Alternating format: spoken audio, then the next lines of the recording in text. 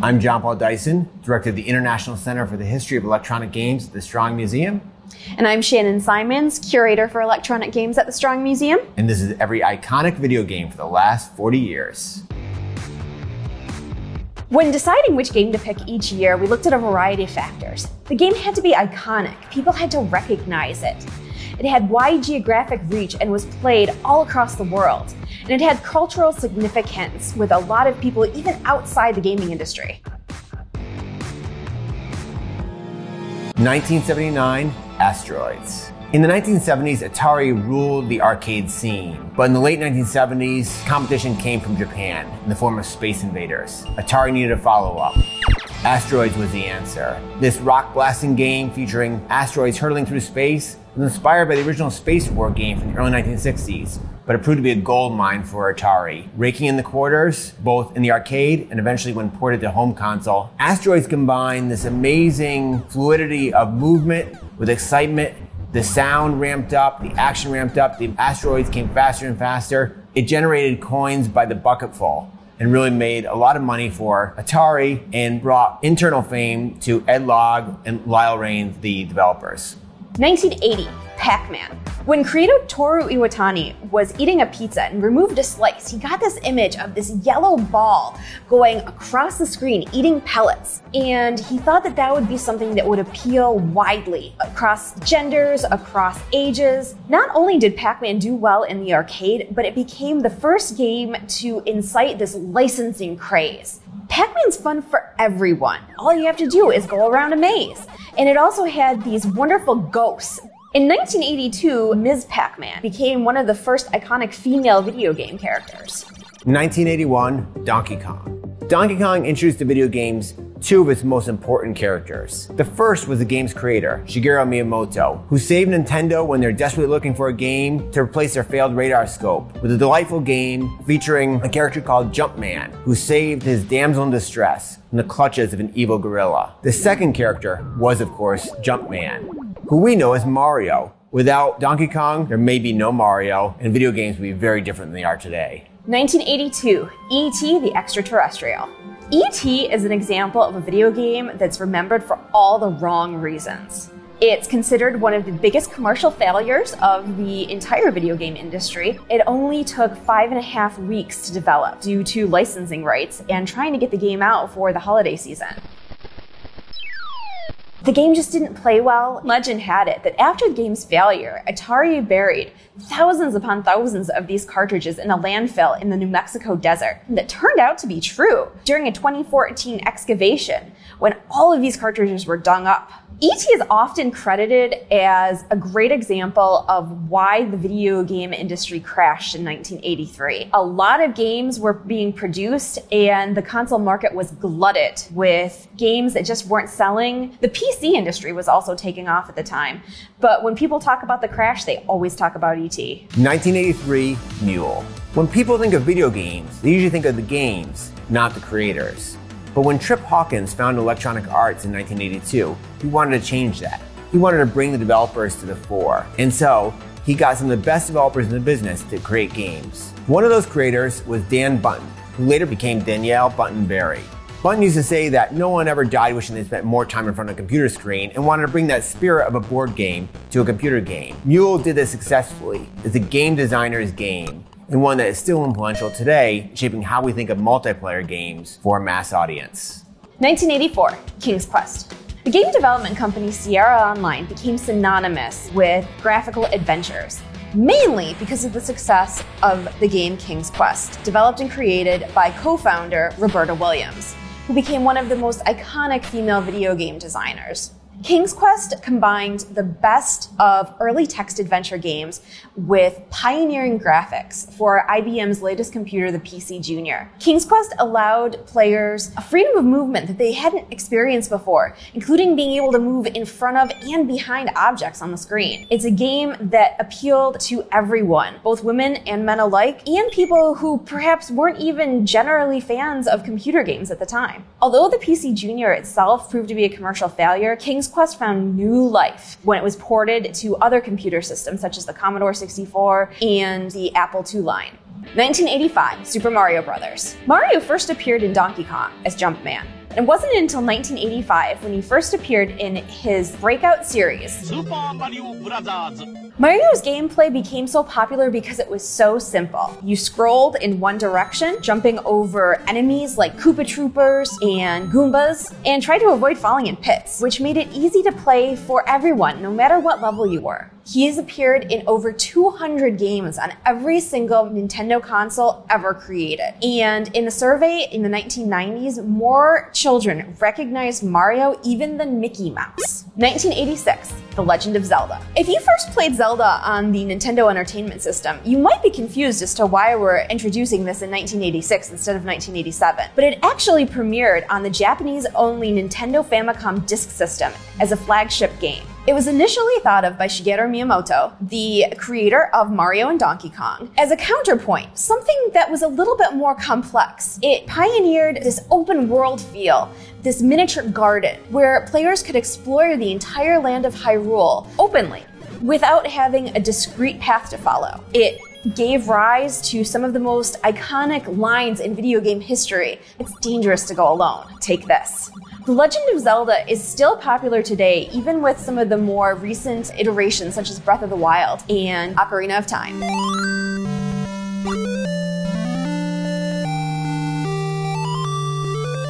(1987) Tecmo Bowl.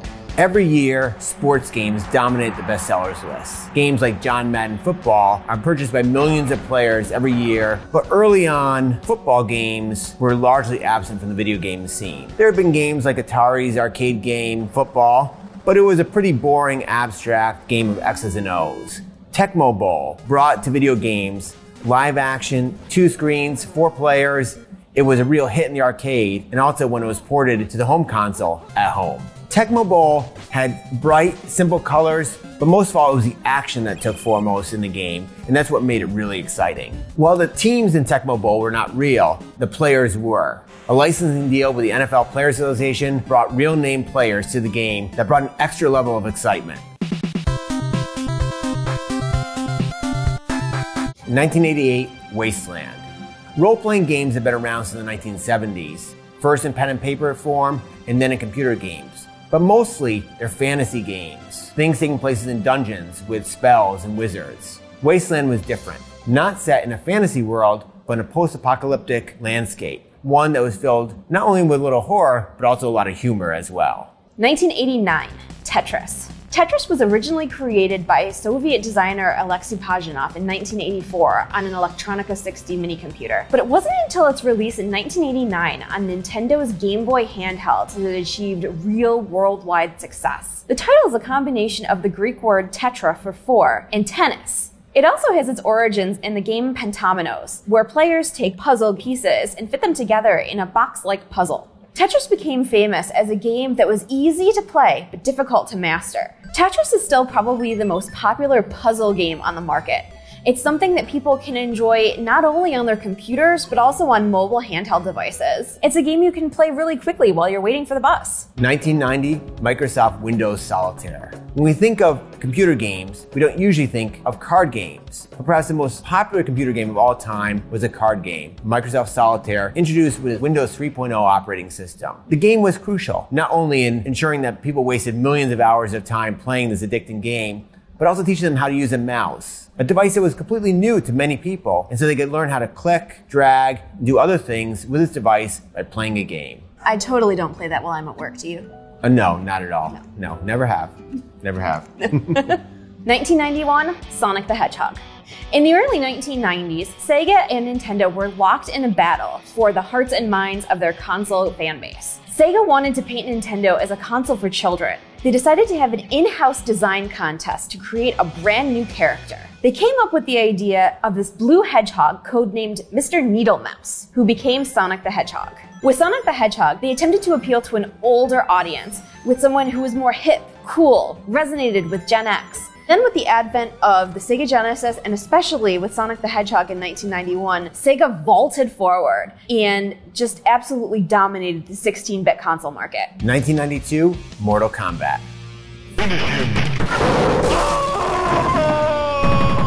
Never before has there been a game that's created so much excitement, or maybe I should say controversy. Mortal Kombat was a fighting game with over-the-top graphic violence that today looks tame, but back then outraged people. Some of those people were US senators. The result was not only a wildly popular game, but Senate hearings that led to the development of the ESRB, the rating code that continues to govern video games today. Mortal Kombat's violence was not so much disturbing to some people because it was realistic. Ripping the spine out of your opponent is not necessarily realistic, but it was because it was so gratuitous, and also because there was a feeling that it was marketed to children. Who a game is marketed to is sometimes important in determining how people react to it as what it actually contains. Mortal Kombat helped not only boost the fighting game scene, but also create an interest in games that really were spectacles at the arcade. Games like Street Fighter II would be ones in which players competed to see who was the best. Mortal Kombat has an important legacy not only for its socio-political effects, but also just for its effects in the game world itself.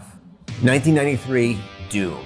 Anyone who played Doom when it first came out will never forget the experience. This was just mesmerizing, adrenaline boosting, sheer joy of blasting away these enemies coming at you. Its first-person perspective was revolutionary, and as revolutionary was the way it's distributed. The digital shareware, people could download the first chapter, play it, and get hooked. John Carmack and John Romero were the geniuses who set this ammo-blasting, adrenaline-fueled, action-packed adventure set to heavy metal music that really just turned the video game industry upside down. Doom popularized the first-person shooter, showing how compelling it could be to look down the barrel of your gun at enemies swarming at you. It was a game that was impossible to turn away from, and you just had to keep playing as long as you survived. 1994, Super Metroid. Super Metroid is widely considered the best game in the entire Metroid franchise. As bounty hunter Samus, you're on this isolated spaceship going through trying to capture pirates. Players of the original Metroid probably remember that big reveal at the end. Samus was a girl. Samus wasn't the first female protagonist in a video game, but she certainly did become the most popular, especially of the era, and was the first to really be seen as a non-sexualized character. When she's in her armor, you really don't care whether she's male or female. She's just awesome. Super Metroid was one of the first games to have multiple endings. 3 in this particular case, and it became very popular in speedrunning communities as they raced to beat the clock to get the best ending possible. 1995, Command & Conquer. Command & Conquer wasn't the first real-time strategy game from Westwood, but it was a game that brought together in a perfect combination all the elements of skill, strategy, and speed that make for a good real-time strategy game today. Command & Conquer really showed other manufacturers that RTSs, real-time strategy games, had an audience who just craved the excitement of trying to defeat your opponent while so many things are happening all around you. 1996, Tomb Raider. 1996 was actually a really big year for video games, with releases of epics like Diablo and Resident Evil. Watch out! It's a monster! Let me take care of this. But we picked Tomb Raider for one huge reason, and her name is Lara Croft. Lara was this no-nonsense Indiana Jones-esque character. She was doing everything that the traditional action hero did, except that she was doing it in hot pants. As awesome as Lara was, she can sometimes be seen as a sex symbol as well. Tomb Raider really set the standard for 3D video games, with the ability for characters to move in every direction, to jump, climb, swing, and in this particular case, find some pretty cool treasure.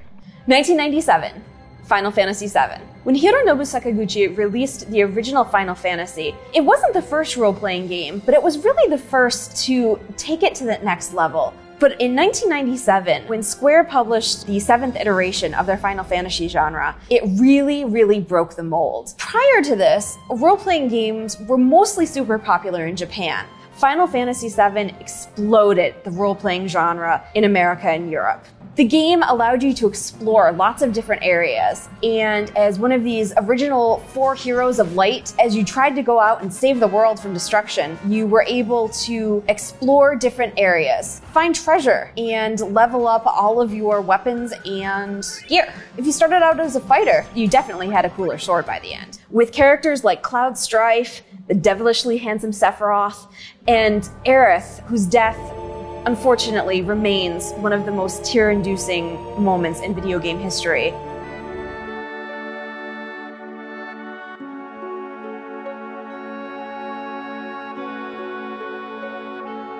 '98, Pokemon Red and Blue.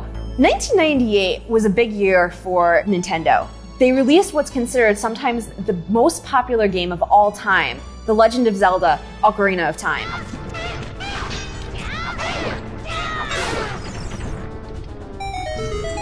But in this case, we're going to talk about a different game, a smaller one, that changed the way portable play worked. You might be a little confused as to why we're introducing Pokemon in 1998, when it actually came out in Japan in 1996. That was released as Pokemon Aka to Midori, Red and Green.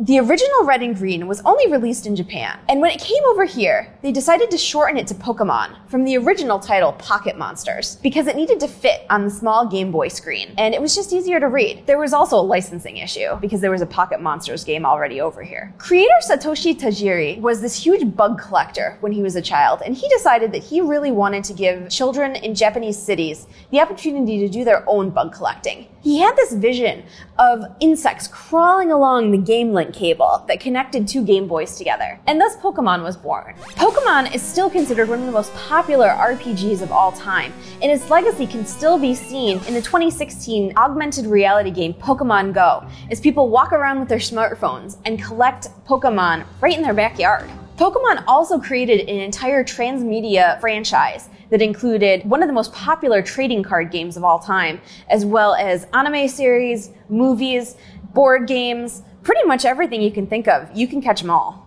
1999, Shenmue.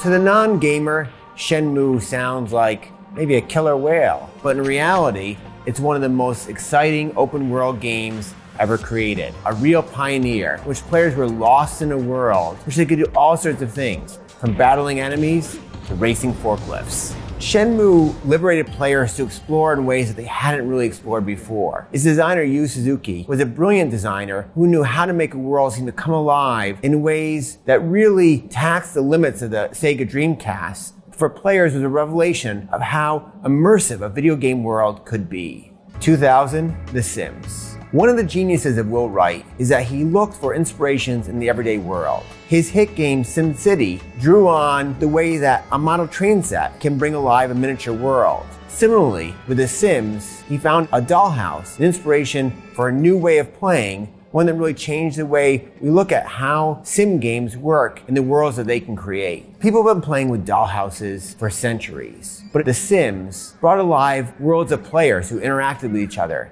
had emotions, and did mundane, everyday things, like going to work or using the bathroom. The game was strangely compelling. Players spent hours building their Sims up, seeing them interact with each other, and really creating this digital world that felt alive in the realism of the emotions that the Sims felt and related to one another. 2001, Halo Combat Evolved. A game called GoldenEye on the Nintendo 64 showed that first-person shooters could be successful on consoles. In 2001, when Microsoft broke into the home console market with their Xbox, they perfected it. Or at least came really, really close. Halo was a game that broke the boundaries of what a traditional first-person shooter could be. It had a sweeping plotline, a highly developed world, and characters that players really, really bonded with. It also pioneered some new game mechanics, like the idea of only being able to carry 2 weapons at a time. That forced players to assess and reassess every situation that they went into in order to make sure that they had the correct weapon. Halo became known as the Xbox's killer app, which basically means that the console might not have sold nearly so well without it. In fact, a full 50% of Xbox consoles sold in conjunction with a copy of the Halo game. Halo also became extraordinarily famous for its multiplayer, which might seem odd because it actually came out before the advent of Xbox Live, and players had to play on a local area network connection. But it allowed up to 16 people to play simultaneously, which was huge for a console at the time. It may be an exaggeration to say that the fate of the Xbox franchise rested on Halo, but not that much of an exaggeration. The game was really instrumental in cementing not only the platform's success, but an image of what sort of player really gravitated towards the Xbox. 2002, Metal Gear Solid 2. Video games are usually built around speed, action, and less so stealth. But the Metal Gear Solid franchise really was key in bringing that game mechanic to popularity. And yet this game had its own form of stealth. Metal Gear Solid 2 reshaped the face of stealth games. Hideo Kojima's brilliant game really brought the artistry of a stealth game with its different demands on a player to a new height that hadn't been reached before. Metal Gear Solid is the most enduring stealth franchise in video games, and Metal Gear Solid 2 was key to making that happen. 2003, Call of Duty. World War II is often known as a good war, with clear protagonists and antagonists. The result is that it's easily ported over to video games, but no game has ever done it as well, perhaps, as Call of Duty. It put players in a position to fight the enemy in a way that was thrilling and at the time, highly realistic. Just as generations earlier, little kids that played with little green army men in their sandboxes, now kids all grown up have an amazing time playing in this world of World War II in which you are trying to fight the enemy and stay alive. As a franchise, Call of Duty has been a tremendous hit for Activision and some of the best-selling games of all time. 2004, World of Warcraft. In 1997, Richard Garriott coined the term massively multiplayer online role-playing game, or MMORPG for short, for his game Ultima Online. But it wasn't until 2004 when Blizzard released World of Warcraft when the genre really took hold. With its peak of 12 million players, WoW really took the internet by storm. Not only was it an easier RPG, which allowed players who maybe wouldn't be so interested in an in-depth role-playing game to play, it also made it super easy for people to catch up, with lots of XP-giving quests and not huge penalties when you die. It made novice players able to catch up to the more experienced companions a lot faster than normal. World of Warcraft is still the most iconic MMORPG on the map. When people think of MMOs, they still think of World of Warcraft first. 2005, Guitar Hero. In video games, it's all about the controller. Think about the simple Atari joystick, or the controller for the NES. But most controllers are variations on a theme. With Guitar Hero, players got something completely different. Here was a simulated guitar that anyone could pick up and know sort of what to do with pretty much right away. Guitar Hero was a party game that expanded the reach of video games. Anyone at a social gathering wanted to pick up that guitar and play and try to see how they do, even if in the end they probably didn't hit all the right notes. 2006, Wii Sports. You probably have an idea in your head when someone says, "I'm a video gamer." And the first thing you think of is probably not your 90-year-old grandmother. But when it comes to Wii Sports, you might as well think about her, because she's probably playing it, along with all of her grandkids. Wii Sports became one of the most popular sports games and one of the most popular games of all time, and launched the Nintendo Wii console to massive success. In fact, there were lots of people who were buying the Nintendo Wii who didn't even know that it could play a different game. Wii Sports helped the Nintendo Wii sell over 100 million consoles, and its motion-controlled remote and nunchuck even spurred Microsoft and Sony to design their own motion-controlled system, the Microsoft Kinect and the PlayStation Move. 2007, Portal. In 2007, Valve Corporation released a really interesting, almost funny-looking game called The Orange Box. It was a compilation of 5 games. 4 of them were first-person shooters from some of their more popular franchises, like Half-Life 2 and Team Fortress 2. And there was this short puzzle game called Portal. Surprisingly enough, that small game, which could be completed in 4 hours or less, ended up receiving more critical acclaim than the other 4 games put together. Portal had a unique gameplay system using portal guns, which allowed the player to shoot in one area and move in a different direction. So you could exit one room in one direction and enter another in the opposite direction, or in fact move through walls and ceilings. But one of the most enduring parts of Portal was its single vocalist. Very, very good. A complimentary victory lift has been activated in the main chamber. Her name was Ellen McLean, and she played a darkly sarcastic artificial intelligence named GLaDOS, who promised to navigate you through the Aperture Science Lab. And as long as you performed to her satisfaction, you would be rewarded with a delicious slice of Black Forest cake. Unfortunately, the cake was a lie. She actually tried to kill you. 2008, World of Goo. Video games, especially starting in the 1990s, were made by massive teams, pouring massive amounts of money into the development of the game. But starting in the early 2000s, new tools began to emerge that allowed single individuals or small teams to create a game. One of those games was World of Goo, a fun, splattering game that really had a playful spirit about it, and yet low-budget looking animations. The result was something attainable, yet fun, and really spurred the indie game movement that really is a key player in today's video game world. 2009, Angry Birds. It's the first game that really transcended mobile gaming, not only inspired people sometimes to buy a phone itself, but also buy lots of other merchandise inspired by the game. Angry Birds was important not only for its popularity, but the way it brought new gamers into the fold of gaming. Someone who would never consider themselves a gamer found themselves addicted to Angry Birds, eager just to see if they could knock down those devilish pigs and really try to get to the next level in a game that was both frustrating, fascinating, and most of all, fun.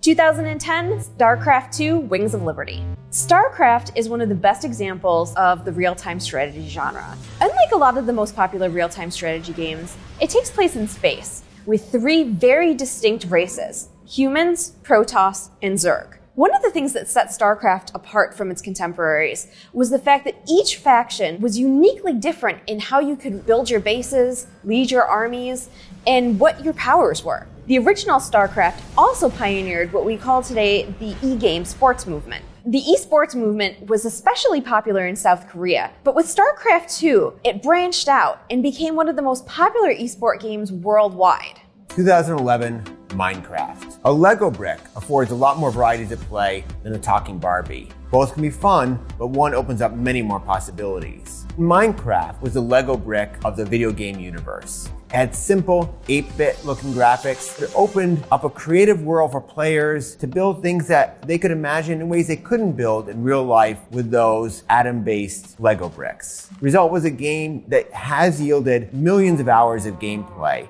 as players discover the possibilities of building something on the computer screen that before they could only imagine. 2012, Journey. Set in a vast desert, where the player feels small against this wide expanse of sand and tall mountains, Journey evokes the sense of solitude and wonder. Players are allowed to communicate with each other only through chimes, not through voice or text. They can help each other, but never hinder. The game was also designed to be so simplistic that players wouldn't require any in-game instruction, so they wouldn't be taken out of their world. Journey is also known for its sweeping, evocative soundtrack, which was the first video game to be nominated for a Grammy Award.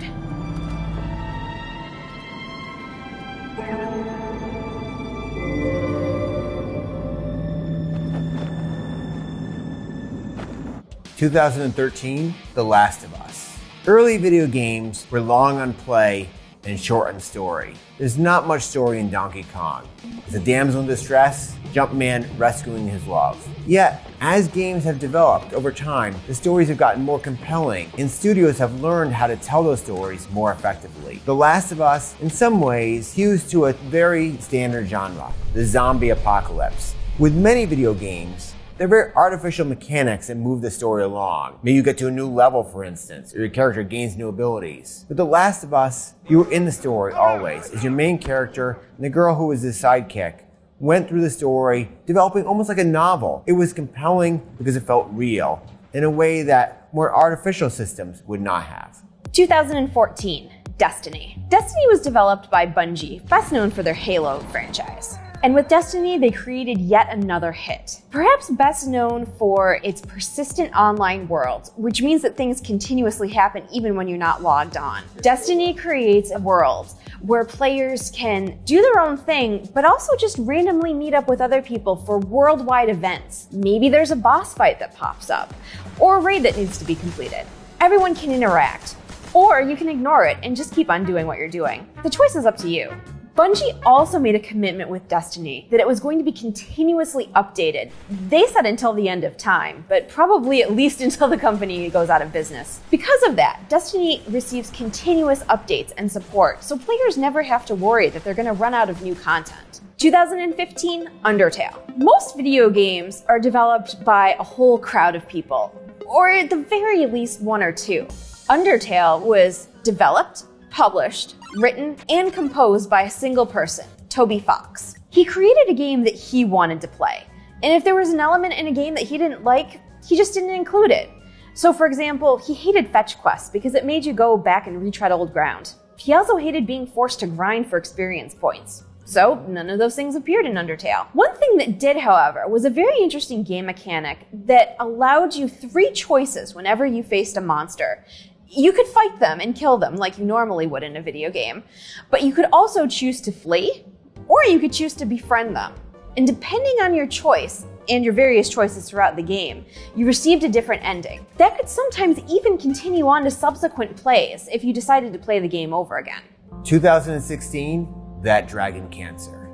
When Trip Hawkins first started Electronic Arts, he ran a series of ads that asked the question, can a game make you cry? With That Dragon Cancer, there was a game that really had the potential to move players to tears. In large part because it was based on the real-life experience of the developer who lost his son. That Dragon Cancer brought to the video game the tragedy and sometimes the tedium of what it was like to wait with a sick child, to experience that. It's a game that anyone who played it could not forget. And it's a game that began to show the power of the medium as it developed to bring new senses of what was possible in video games. New ways to move players, and new ways to show the artistry and the pathos that is possible in video games. 2017, Fortnite. The most important games sometimes aren't the first games to adapt a certain medium. Take the Battle Royale mode of video games. Fortnite was not the first game to use a Battle Royale mode in which you're the last player standing. Think of something like Hunger Games, for instance. But something about Fortnite was compelling. Well, maybe that something was the fact that it was free to play. And also the fact that it had graphics that were accessible to anyone. Meanwhile, a circle is shrinking, limiting the amount of space you can go, meaning that in the end, only one person will survive. It was not the first Battle Royale game, but something about the game, that combination of fast action, of suspense, of accessible graphics, and the free-to-play mode, made it a video game phenomenon, brought new players in, brought players of all ages together to play. 2018, Celeste. Some games you just enjoy playing. There's not really as much rhyme or reason for it, you just really like it. Celeste tended to be one of those with the gamers for whom it was popular. Celeste had some interesting game mechanics that allowed you to do things like double dash in midair. It wasn't the first game to do that, but combined with the fact that each room was its own individual puzzle, it made everything feel faster, stronger. And it also allowed for a great deal of replayability, since each room had maybe a different way to play it. Several rooms also had hidden cassette tapes. If you found the cassette tape, it would unlock a B-side to the level, which was a harder version. If you beat every single B-side, it unlocked a C-side and allowed you to play an even harder version, basically allowing for almost endless replayability of the game. But what really hooked a lot of players to Celeste was the protagonist herself, a young girl named Madeline, who was trying desperately to scale a mountain. She kept being hindered by a reflection of herself that she called a piece of me. It turned out that this piece of her was a metaphor for her own internal anxiety and depression. And it was only by combining the two aspects of herself that she was able to finally scale the mountain, which is a really interesting metaphor, I think, for most of us. That was every iconic game for the past 40 years. We hope you learned something and had some fun doing it. We'll look forward to seeing what the next 40 years bring.